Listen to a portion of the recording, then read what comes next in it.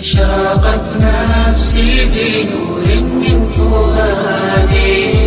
حينما رددت يا رب العباد وانتشت روحي وصار الدمع يجري. الحمد لله رب العالمين والصلاة والسلام على سيد الأنبياء والمرسلين وعلى آله وأصحابه أجمعين أما بعد فأعوذ بالله من الشيطان الرجيم بسم الله الرحمن الرحيم إن المنافقين يخادعون الله وهو خادعهم وإذا قاموا إلى الصلاة قاموا كسالى يراءون الناس ولا يذكرون الله إلا قليلا صدق اللہ العظیم. محترم دوستوں، پچھلی آیتوں کے اندر جو کل کی تفسیر تھی اللہ رب الجلال نے، اس کے اندر متقیوں کا حشر کل قیامت کے دن 4 جماعتوں کے ساتھ، جس کا تذکرہ کل آیا تھا کہ متقی جیسا ہوگا اس کے اعتبار سے جنت کے اندر اس کا داخلہ ہوگا، جنت کے درجات کے اعتبار سے اس کا حساب ہوگا. اگر اعلیٰ درجے کا ہوگا، کوالٹی اچھی ہوگی تو انبیاء کے ساتھ ہوگا، پھر شہداء، پھر صدیقین اور صالحین کے ساتھ شمار ہوگا. اس سے پہلے یہ بھی بات آئی تھی کہ اللہ تبارک و تعالیٰ صرف اپنے بندوں کو یہ نہیں کہتا کہ بھائی تم نیک اعمال کرو، اور یہ نہیں کہتا کہ برائیوں سے بچو، بلکہ طریقہ بھی بتاتا ہے کہ یہ طریقہ نیکی کا ہے، نیکی کی طرف جائے گا، جنت میں جانے والے اعمال ہیں، اور یہ طریقہ جہنم کا طریقہ ہے، برائیوں کا طریقہ ہے، اس سے گریز بھی کرنا. اور مثالوں کے ساتھ بھی بتایا ہے، اوصاف کو بھی بتایا ہے نیک لوگوں کے، اور پھر برے لوگوں کے اوصاف کو بھی بتایا ہے. پھر درمیان کا جو طبقہ ہے، ایک تو ایمان والا، دوسرا جو اللہ کو نہ ماننے والا، پھر جو بیچ کا طبقہ ہے انتہائی خطرناک قسم کا، اللہ رب الجلال نے ان آیات کے اندر ان کا تذکرہ کیا ہے. منافقین جن کو کہا جاتا ہے، ایک ایمان والا ہے تو دوسرا اللہ کو نہ ماننے والا ہے، ایک کافر ہے، مشرک ہے، یہود و نصارہ ہے. اس سے دین کو اتنی تکلیف نہیں ہوتی جس سے منافقین سے جتنی تکلیفیں ہوتی ہیں. اللہ کے رسول صلی اللہ علیہ وسلم کے زمانے میں دیکھیں، غزوات کو اٹھائیں، جنگوں کو اٹھائیں، جتنا دھوکہ اللہ کے نبی اور صحابہ کو کرنا پڑا ہے منافقین سے ہوا ہے. اللہ کے رسول کے ساتھ میں آ کر شامل ہو جاتے کہ اے اللہ کے رسول، ہم ہاتھ اٹھانے والوں میں سے ہیں، آپ کی مدد کرنے والوں میں سے ہیں، لیکن جب عین جنگ کا موقع آتا تو پیٹ پھیر کر بھاگ جاتے، صفوں کے اندر انتشار کو برپا کر دے. اس سے ایسا ہوتا کہ آپس کے جو مسلمان ہیں ان کے اندر درار آ جاتا، کسی بات پر بگاڑ آ جاتا تو فوراً منافقین اپنے لشکر کو نکل کے کھسک لیتے. تو اللہ تبارک و تعالیٰ اس امت کو سمجھا رہا ہے، منافق وہ ہے جو دل کے اندر نفاق رکھتا ہے، بظاہر تو ٹوپی پہنتا ہے، جبے پہنتا ہے، اسلام کا ڈھانچہ اختیار کرتا ہے، مسلمان کی شکل اختیار کرتا ہے، لیکن اگر اس کے دل کے اندر جھانکا جائے تو اسلام سے نفرت ہے، اسلام سے بغض ہے، مسلمانوں سے عداوت ہے، اللہ اور اس کے رسول کے دین سے عداوت ہے. پھر جب اللہ نے تعارف کرا دیا کہ یہ منافق لوگ ہیں، تو اب ان کے جو اعمال ہیں وہ بھی نمایاں طور پر اللہ نے بتا دیا ہے کہ ان کے چند علامات ہیں. اللہ کے رسول نے حدیث میں بھی بیان فرمایا ہے، قرآن میں بھی اس کا تذکرہ اللہ کہتا ہے، ان المنافقین یخادعون اللہ وهو خادعهم. ایک تو جنگوں کے اندر ان کی ایسی حالت ہوتی، اللہ کے نبی کو کہا جا رہا ہے کہ تمہیں معلوم ہے کہ جنگوں کے اندر چنگاریاں لگا دیتے، بعد میں الجھنوں میں ڈال دیتے، اپنی قوم کو لے کر کے کھسک جاتے. پھر آگے اللہ کہتا ہے وَإِذَا قَامُوا إِلَى الصَّلَاةِ قَامُوا كُسَالَىٰ.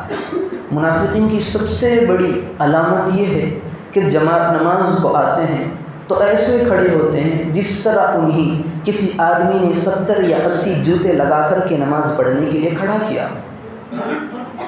ایک آدمی آتا ہے، اسے اگر کہ جھاڑو سے مار کر کے، جوتوں سے مار کر کے کھڑایا جائے تو وہ کیسا کھڑا رہتا؟ بالکل ڈولتا ہے، بولتا ہے، جھومتا ہے، ایسا کرتا ہے کہ مجھے اللہ کے سامنے نماز پڑھنا نہیں ہے، گویا کہ میں لوگوں کو دکھلانے کے واسطے آیا ہوں. وہ کہنا چاہتا ہے کہ مجھ پر یہ نماز بھاری پڑ رہی ہے. اللہ کے رسول صلی اللہ علیہ وسلم نے نماز پڑھنے کے بعد فجر کی نماز تھی، صحابہ سے پوچھا میرے اصحاب بتاؤ فلاں آدمی موجود ہے؟ صحابہ نے کہا نہیں یا رسول اللہ۔ پھر اللہ کے نبی نے کہا فلاں آدمی ہماری مجلس میں حاضر ہے؟ پھر صحابہ نے بتایا کہ نہیں یا رسول اللہ۔ تو اللہ کے رسول صلی اللہ علیہ وسلم نے فرمایا ان ہاتین الصلاتین اثقل الصلوات عن المنافقین، کہ یہ دو نماز ایسی ہیں، ایک فجر کی نماز ہے، ایک عشاء کی نماز ہے، یہ دو نماز منافقوں پر بہت بھاری پڑتی ہیں، انہیں آنے میں بوجھ لگتا ہے۔ یہ منافقین کی نہیں ہے، صرف منافقین کے لیے یہ پیغام نہیں ہے۔ اللہ تبارک و تعالیٰ کہنا چاہتا ہے جو بھی ان کے طرز پر چلے گا، منافقوں کو بھاری نمازیں جو تھیں وہ دو تھیں، ایک تو فجر کی تھی، ایک عشاء کی تھی۔ ظہر میں آ جاتے، عصر میں آ جاتے، مغرب میں آ جاتے، چونکہ صبح میں ٹھنڈی کا موسم رہتا ہے، اٹھنا پڑتا ہے، رات میں تاریکی ہوتی ہے، آنا پڑتا ہے، تو انہیں بوجھل ہوتا تھا۔ تو اللہ تبارک و تعالیٰ امت کو پیغام دینا چاہتا ہے اگر آدمی نمازوں کو پڑھتا ہے، فجر کی نماز چھوڑتا ہے، عشاء کی نماز چھوڑتا ہے، تو اس کا شمار ان منافقین کے ساتھ ہوتا ہے۔ پھر آگے اللہ اور کہتا ہے لا یقومون الا کسالی یراؤون الناس، پھر جب بھی آتے ہیں مسجد میں جب بھی نماز پڑھنے کے لیے آتے ہیں تو ان کے دلوں کے اندر یہ بات ہوتی ہے کہ میں نماز پڑھ رہا ہوں تو لوگ مجھے دیکھا کریں۔ آتے ہیں سال میں ایک مرتبہ، ایسے ہمارے مسلمان بھی ہیں، ہمارے بھائی بھی، کتنے ہمارے ایسے ہیں کہ رمضان کے مہینے میں دیکھیں مساجد فل، فجر کی نماز میں دیکھیں مساجد بھری رہتی ہیں، ظہر میں دیکھیں مصلی ختم، عصر میں ختم، مغرب میں بھر جاتی ہیں، پھر عشاء میں بھر جاتی ہیں۔ جیسے ہی رمضان چلا جاتا ہے تو نمازوں کو بھی ہم نے پوٹلی میں بند کر کے رکھ دیا ہے۔ ہم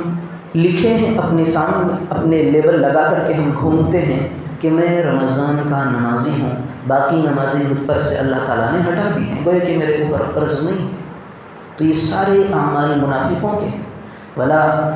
یقومون الا کسالی یراؤون الناس۔ پھر چوتھی چیز اللہ نے بتائی ولا یذکرون اللہ الا قلیلا، ظاہر میں اللہ تبارک و تعالیٰ کا ذکر کرتے ہیں ورنہ ذکر نہیں کرتے۔ اللہ تبارک و تعالیٰ دوسرے موقع پر ارشاد فرماتا ہے الا بذکر اللہ تطمئن القلوب، دنیا کے اندر تم لاکھ بھی پیسے کما لو، گویا کہ بستر بوریا ایسا ہے جس جگہ تم آرام کرتے ہو، جو نہلی کا استعمال کرتے ہو، اگر اس کے اندر مکمل بھرپور اگر پیسوں سے بھر کر کے رکھ دو، پھر اس کے اوپر اپنے جسم کو لگا کر کے آرام کرنے لگو، رات میں تمہاری کروٹیں آئیں گی لیکن تمہارے دل کو قرار نہیں آئے گا۔ تم سونے چاندی پہ سونے لگ جاؤ، یہ تو ظاہری ہے، تم مانتے ہیں کہ یہ سونا چاندی ہے، لیکن دل تمہارا مطمئن نہیں ہوگا۔ اللہ کہتا ہے الا بذکر اللہ تطمئن القلوب، سونے میں تمہارے دل کو اطمینان نہیں ہے، مال و دولت میں تمہارے دلوں کا اطمینان نہیں ہے، اللہ نے ذکر کے اندر تمہارے دلوں کے اطمینان کو پوشیدہ رکھا۔ الا بذکر اللہ تطمئن القلوب۔ تو منافقین کی ایک صفت یہ بھی بیان کی کہ جب بھی ذکر کرنے کا وقت آتا ہے تو ذکر نہیں کرتے، مذبذبین بین ذلک لا الہ الا ولا الہ الا، اور ان کی یہ صفت ہے۔ ہمارے یہاں بھی بہت ایسے لوگ ہیں جب بھی مسلمانوں کے ساتھ ملتے ہیں تو اسلام کی دعوت دیتے ہیں، اسلام والے اعمال کرتے ہیں، جب وہ غیر مسلم بھائیوں کے پاس جاتے ہیں تو اسلام کی برائیوں ان کے پاس جا کر کہتے ہیں۔ یہ انتہائی خطرناک بیماری، اچھے لوگ اس بیماری کے اندر ملوث ہیں، یہاں تک ہم نے سنا ہے کہتے ہیں کہ اسلام میں اس کی کوئی ضرورت نہیں تھی۔ اگر واجب کے سلسلے میں یہ بات، اگر نفل کے بارے میں بولتے ہیں، مستحب کے بارے میں بولتے ہیں تو سمجھ سکتے ہیں، لیکن ایسی زبانوں کو ایسی باتوں میں استعمال میں لاتے ہیں کہ وہ بات فرض ہوتی ہے اسلام کے اندر، کہتے ہیں کہ کیا ضرورت ہے اسلام کے اندر ایسی چیز، ہماری سمجھ میں نہیں آ رہا، یہ باتیں لے جا کر کے اپنے غیر مسلم بھائیوں سے کہتے ہیں۔ تو یہ سب سے بڑی خطرناک علامت منافقین کی ہوتی ہے۔ اللہ کہتا ہے جب وہ اسلام والوں کے پاس آتے تھے کہتے ہیں قالوا آمنا وَإِذَا خَلَوْا إِلَىٰ شَيَاطِینِهِمْ قَالُوا إِنَّا مَعَكُمْ، جب وہ کافروں کے پاس جاتے ہیں، مشرکوں کے پاس جاتے ہیں، غیروں کے پاس جاتے ہیں تو کہتے ہیں فکر نہ کرو، ہم مسلمانوں کے ساتھ نہیں، تمہارے ساتھ ہیں، اسی لیے تو ہم اسلام کی برائیوں کو لے جا کر تمہارے دلوں کے اندر بھرتے ہیں۔ اس بات کا ثبوت ہے کہ ہم اسلام والے نہیں ہیں، دل میں ہمارے اسلام نہیں ہے، ہم تو تمہارے ساتھ ہیں، بظاہر شکل و صورت اسلام کی ہے، کیوں ہم یخادعون اللہ، ہم تو اللہ کو دھوکہ دینا چاہتے ہیں اور ایمان والوں کو دھوکہ دینا چاہتے ہیں۔ اللہ کہتا ہے لہا سبعۃ ابواب، ان کا ٹھکانہ اللہ کہتا ہے ان المنافقین فی الدرک الاسفل من النار، ایسے اعمال جن کے بھی ہیں،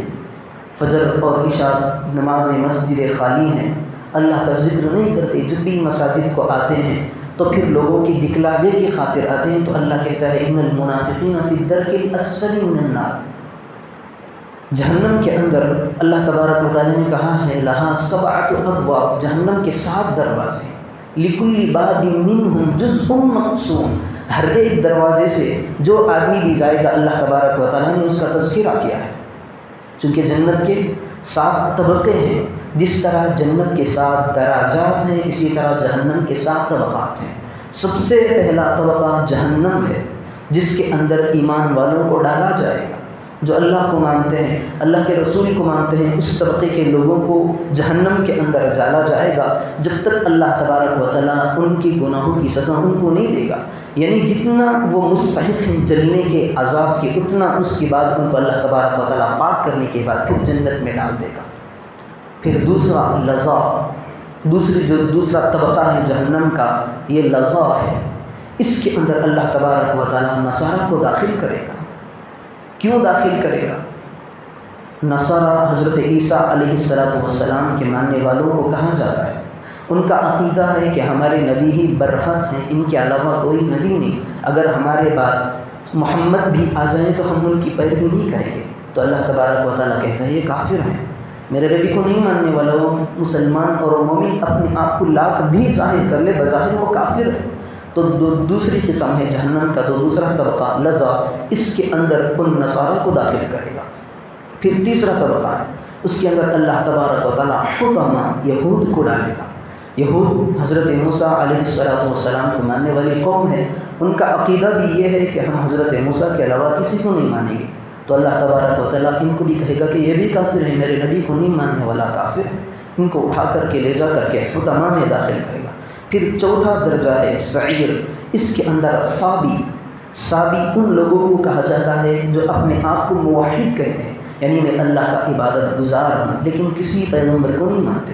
تو اس کے اندر چوتھے طبقے کے اندر ان کو ڈالا جائے گا۔ پھر سقر، اس کے اندر مجوسیوں کو ڈالا جائے گا جو آگ کی پرستش کرتے ہیں، اگر بیل مل گیا بیل کی پرستش کرنے لگے، پتھر مل گیا معبود بنا لیے، سورج نکلتا ہوا دیکھنے لگے تو اسے معبود بنا لیا، ڈوبتا ہوا نکلنے گئے تو اسے معبود بنا لیا۔ یہ پانچواں قسم کا طبقہ ہے سقر، اس کے اندر مجوسیوں کو ڈالا جائے گا۔ پھر چھٹا طبقہ جحیم، اس کے اندر مشرکین کو ڈالا جائے گا۔ مشرکین کسے کہتے ہیں؟ مشرک اللہ کو مانتا ہے، ایک کافر ہے ایک مشرک ہے، دونوں میں زمین آسمان کا فرق ہے۔ کافر کہتا ہے کہ میں خدا کو نہیں مانتا، کافر کا معنی ہی کفر، اللہ کا انکار کرنے والا، اسے کافر کہتے ہیں، یہ اللہ کا انکار کر دیتا ہے، یہ الگ ہے۔ مشرک الگ ہے، مشرک وہ ہے جو آدمی اللہ کو بھی مانتا ہے اس کے ساتھ اوروں کو بھی خدا مانتا ہے۔ مشرک کہتے ہیں شرک کرنے والا، اللہ کے ساتھ دوسروں کو بھی معبود بنانے والے کو مشرک کہتے ہیں۔ کافر گویا کہ وہ اللہ کو مانتا ہی نہیں ہے۔ تو جو چھٹا طبقہ ہے جحیم، اس کے اندر مشرکوں کو ڈالا جائے گا۔ پھر سابقہ طبقہ ہے حاویہ، اللہ کہتا ہے وما ادراک ما ہی نار حامیہ، ایسی دہتی ہوئی آگ کے انگارے اس میں ہوتے ہیں۔ حضرت ابن مسعود رضی اللہ عنہ کا بیان ہے، حضرت ابن مسعود رضی اللہ عنہ اس کی تفسیر کے اندر کہتے ہیں کہ جہنم کے جو طبقے ہیں ان کا شمار اوپر سے ہوگا، ایک جنت کے طبقے ہیں،